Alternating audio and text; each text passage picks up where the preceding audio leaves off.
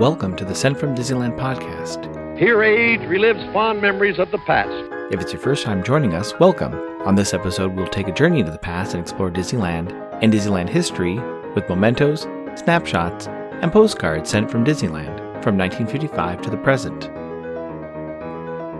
Today I'm starting off by thanking my patrons from patreon.com. You can join and receive mail from my desk or from my Disneyland trips. Special thanks to Random Olive, the first patron to this podcast, and to the e-ticket patrons Tania, Eric Daniels, Joe Gamble, Scott Booker, Monica Seitz Vega, Russ Romano, Michael and Christina Cross, Scott Cagle, and Sheila Harry. C-ticket patrons Serious Inquiries Only, Debbie Weinstein, Jennifer Schneep, Grace Coate, Brian Crawford, Ben and Noel Bruning, Patty Wolin, Angela Reynolds, Greg Gorley, and Aaron Moran. B-ticket patrons Jeff and Paige Orton, and Joshua, and Exorable Tosh Bell. And the A-ticket patrons Elise Sharp, Zealot Infinity, Alexis Robles, Maggie and Henry Byers, Angel DeBlois, and the All Aboard podcast.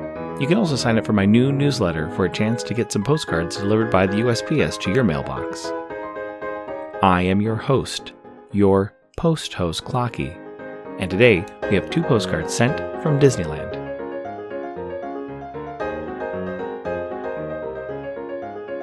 The front of our first postcard has Goofy sitting on the ledge of the drawbridge of Sleeping Beauty Castle. In the background you can see guests walking across the bridge towards the Carnation Plaza, and above and below Goofy it reads, Goofy, about Disneyland. On the back it reads, Goofy in Disneyland. Where to start his tour of the many wonderful things to see in Disneyland is a problem confronting Goofy as he pauses on the drawbridge to Fantasyland. It's postmarked July 23, 1964, with an Anaheim cancel and a 5-cent glow from that fire can truly light the world John Fitzgerald Kennedy postage stamp. Scott number 1246. I assume they visited the park on Wednesday, July 22, 1964, when park hours were from 9 a.m. to midnight. The weather was a high of 80 and a low of 61. Park attendance that day was 35,040. It's addressed to Miss Joyce Haleholtz of Cincinnati, Ohio. It reads, Hi, we're here at Disneyland, having a good time. You can see I still have enough money left for a card after being in Las Vegas. Going to the bullfights in Mexico on Sunday. See you soon, Kay. Since this is the 250th episode of the podcast, I wanted to share something special I recently received from my friend and friend of the podcast, Caela. Recently, Caela handed me an amazing Disneyland and Hallmark piece of ephemera, a simple datebook, 3.5 inches by 5 3/4 inches, that would fit conveniently in a small purse or inside a jacket pocket. The cover of the datebook has the Hallmark logo in the upper right-hand corner, with Datebook written in cursive script, and the year 1964.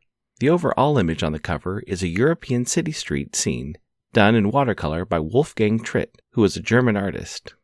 The inside cover of the datebook has a saying about greeting cards, followed by a page with a full calendar for 1964. Below the calendar, there's information about wedding anniversary gifts, which includes the first anniversary through the 15th, and then landmark anniversaries every 5 years for the 20th through the 55th, and ending with the 75th anniversary of diamonds.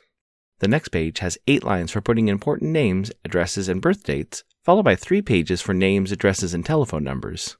The next 12 pages are dedicated a page per month of the calendar. At the top of the page, it's listed what flower and birthstone it is for the month, and includes holidays and dates of observance for the year 1964. In some of the blank spaces for each month, there are some friendly reminders. For instance, May, it reads, On her special day, tell her how much you care with the Hallmark Mother's Day card. And in June, there's a note for graduation cards and the saying, A Hallmark Father's Day card can express feelings deep in your heart, yet sometimes so hard to say face to face.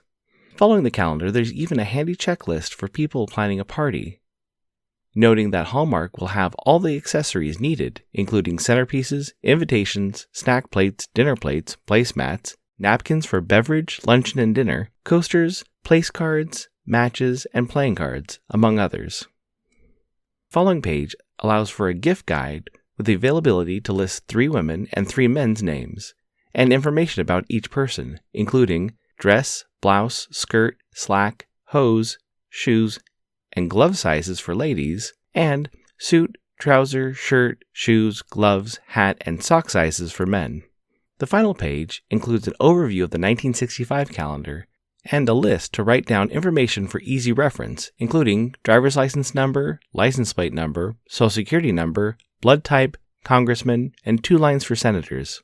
It also includes code for National Civil Defense reading alert signal 5 minutes of constant siren, take cover signal 3 minutes of off and on siren blasts, Conal Rad 640 or 1240 on your dial. Write in here any additional instructions. The back interior cover allows for more information to be listed for your convenience, including a place to put frequently used phone numbers, listed in alphabetical order, attorney, babysitter, bank, beauty shop, cleaners, clergy, dentist, druggist, fire department, garage, hospital insurance, laundry, physician, plumber, police, school, and taxi, and then some additional blank lines for anything else not listed.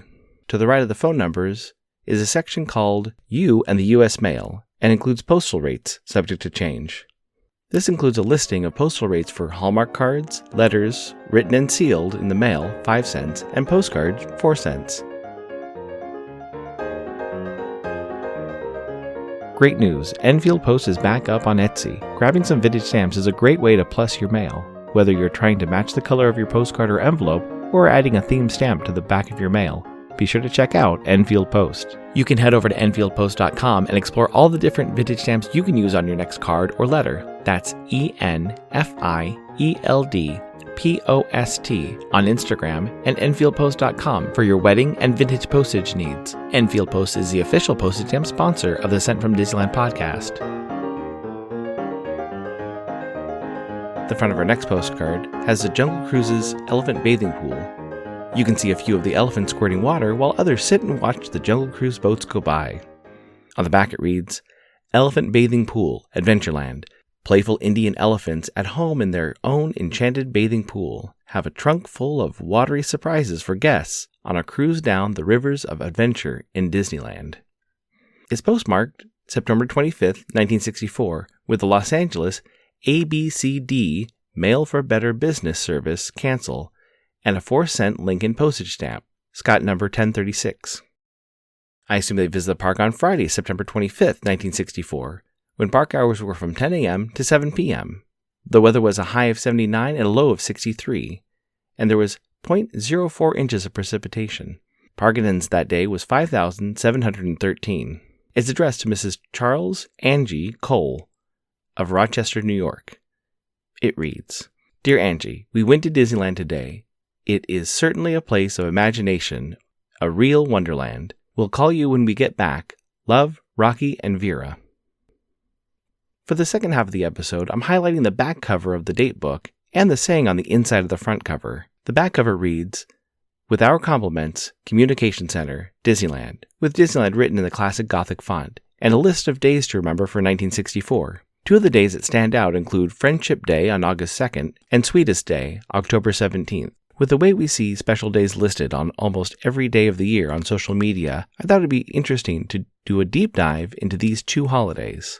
The first one I researched was Friendship Day, which has its roots back in the U.S. in 1935. It is currently observed on the first Sunday in August, and was most notably mentioned in 1998 when Winnie the Pooh was named World's Ambassador of Friendship Day at the United Nations. And there was an event sponsored by the United Nations and Disney, and was co-hosted by Kathy Lee Gifford. Sweetest Day was first observed on October 10, 1921, in Cleveland, Ohio. A year later, it was revealed that it was planned by 12 different candy makers in order to sell more candy. The special day that they made is now known as a Hallmark holiday, as the day is meant to sell more greeting cards and to drum up business in slow times of the year. I wanted to end on what is written on the inside cover of the date book. It reads, A greeting card can warm a heart, hold a hand, lend an ear, pat a back, light up a face, tickle a funny bone, dry an eye, surprise a child, woo a sweetheart, toast a bride, welcome a stranger, wave a goodbye, shout a bravo, blow a kiss, mend a quarrel, ease a pain, boost a morale, stop a worry, start a tradition. And your greeting card means so much more when the card you send has the added compliment on the back, the hallmark and crown symbols of quality and good taste. This incoming postcard is sponsored by the Art Throwdown. Art Throwdown, or ATD, is an online craft hour on Instagram, starting at 9 p.m. Eastern, 6 Pacific. Be sure to check out Monday's ATD, which is usually hosted by paper artist Russ Romano. I've seen many amazing art projects, learned about awesome postmarks, postage stamp history, and a lot more on different episodes. It's great to stop in for an hour to watch someone craft or design something unique. Each host brings something a little different to each show. I'll list some of the regular hosts, or you can follow Russ Romano 2021 on Instagram. The front of my incoming postcard has the 5 bear rugs from the Country Bear Jamboree, ready to be colored in. It's postmarked May 16, 2024, with a Portland, Oregon cancel and a 2022 Forever U.S. flag postage stamp, Scott number 5654. It reads, Clocky, thank you so much for the 1982 map and spoon. It was very kind of you. I'm happy we met in person, Shannon. Thank you so much for the postcard, Shannon. I was happy to help you on your quest to find some retro Disney ephemera and to meet you in person as well. This is another great opportunity to talk about how postcards connect people.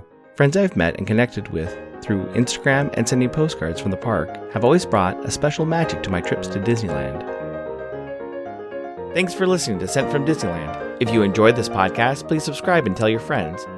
It would be helpful to share your favorite episode to a friend or on social media. There are over 200 to choose from.